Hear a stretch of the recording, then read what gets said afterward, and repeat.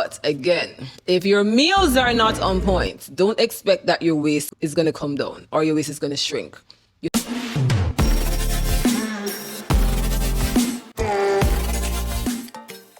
Hi guys, welcome back to my channel. If you're new here, my name is Terry. I'm a certified health and fitness coach and I specialize in helping women, especially moms, get to their health and fitness goals.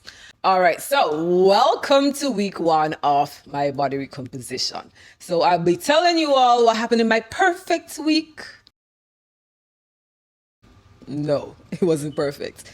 The purpose of today's vlog though is to really drive home to you all that there is no perfect health and fitness journey. You're going to go off track. You're going to feel stuck.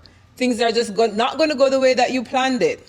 But what do you do? As I explained before my previous vlog, I lost 30 pounds. And I did explain in a previous video why I lost 30 pounds and why I, as a health and fitness coach, did not realize I was 30 pounds heavy. So I decided to lose some weight and I did. Last year, I went on vacation and I came back, and as I explained to you all, life happened. Like Jamaica was hit by a devastating hurricane and it impacted me, my family, my clients. So like most of us, what we do during trying times, we eat. So I ate and I gained some of the weight back. Nonetheless, I've since lost it. Things have settled down.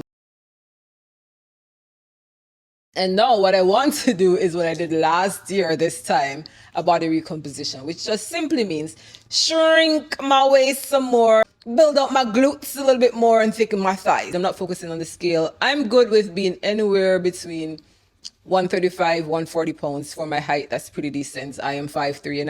I already said this. So yeah. So let's get into my perfectly imperfect week.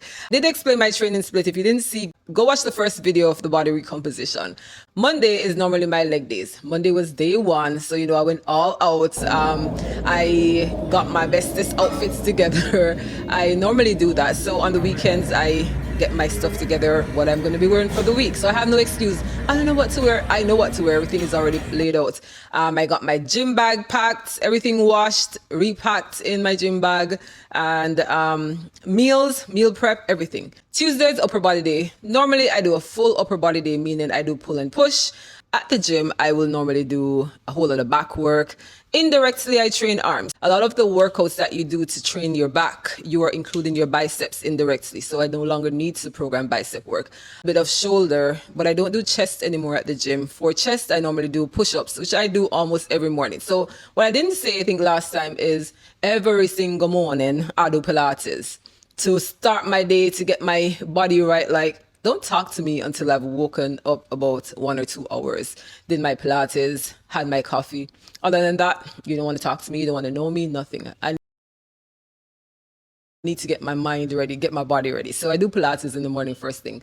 So I do push-ups as a part of my Pilates, like the Pilates push-ups, and they're way harder than a regular push-up, I guarantee. So I no longer do chest, as I was saying, like chest press in the gym. Don't need to do that. And then Wednesday happened.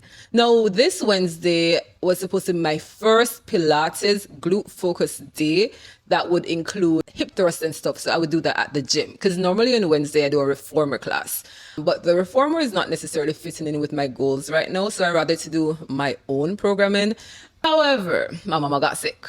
So I had to stay home with my baby, my 9-year-old baby. So what I did was to do a workout that I assigned to my ladies. It was pretty good. And then I was like, yes, Thursday, I'm going to go to the gym. Thursday, my mama was still sick. Hi, Fit Fam. Happy Thursday. It's day 4 of my recom. And I probably have to skip the gym again today. It wasn't all that bad. Still, I know that, she wasn't 100%. So I got to stay home with a 9-year-old baby. What I did was to do Pilates workout again, and I walked on my treadmill maybe about an hour. So that was Thursday. And then Friday, I got to go to my favorite place, back to the gym, and I did my leg day.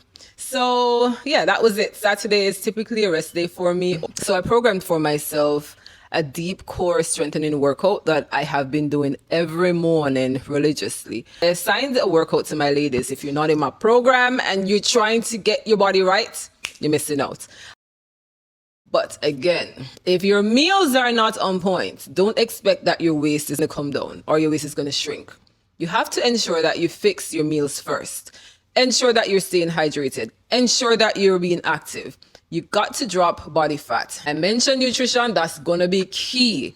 Whether you're trying to gain weight, whether you're trying to gain muscle, whether you're trying to drop fat, whether you're trying to maintain your weight, you can't skip the meals. So week 2, I hope to focus on showing you a little bit more about my process in terms of what I eat. Some people overcomplicate eating healthy. Like, I know we see all these nice fancy meals on social media and we have all these tips, cut this, cut carbs, they're bad, let's do keto, let's do this. It's not as complicated as some of you think. I promise you all. So I'll be showing you what I eat to maintain my weight, my proteins, my carbs, my healthy fat, my hydration, everything. All right. In terms of my progress, like what happened in the last week, I think I shrunk my waist about 1/2 inch. The scale didn't move. It's still the same. It's within the range that I want it to be. And I don't see any change in my physique, which is expected. That's not going to happen within a week. So we have to be practical. All right. And there you have it. Week 1. Exciting. I know. But if you don't take away anything from this, I want you to remember there is no perfect journey. Life is going to happen. It happens to all of us. But what you don't see is when someone shows you their results, you know, how far they've come. A lot of times they skip the parts that where they felt demotivated, the parts where they got sick, kids got sick, something happened, something detrimental, bad day at work, bad week at work, bad month at work, bad year in their life. Sometimes they don't document that. Most times you only see the highlights, the nice fancy parts. So I'm hoping that this series will help you to really appreciate that health and fitness. This is what it is. It's simply knowing that you're going to continue pushing through when life happens. Take a break if you need to, but get back at it. And let me know in the comments, like, what's one thing that you're working on improving? What's one thing you're working on cutting out of your current routine that you know is bad for you? Let me know what's that one thing. Let me know what you'd like me to focus on. I already told you week 2 is going to be nutrition. Let me know what you want to know about week 3. Let me know if you want to see my exact routine that I use at the gym, or if you want to see something that I assign to my ladies. Nonetheless, that's it for now, guys. Bye and be blessed. Let's stick with it. Keep moving. Bye.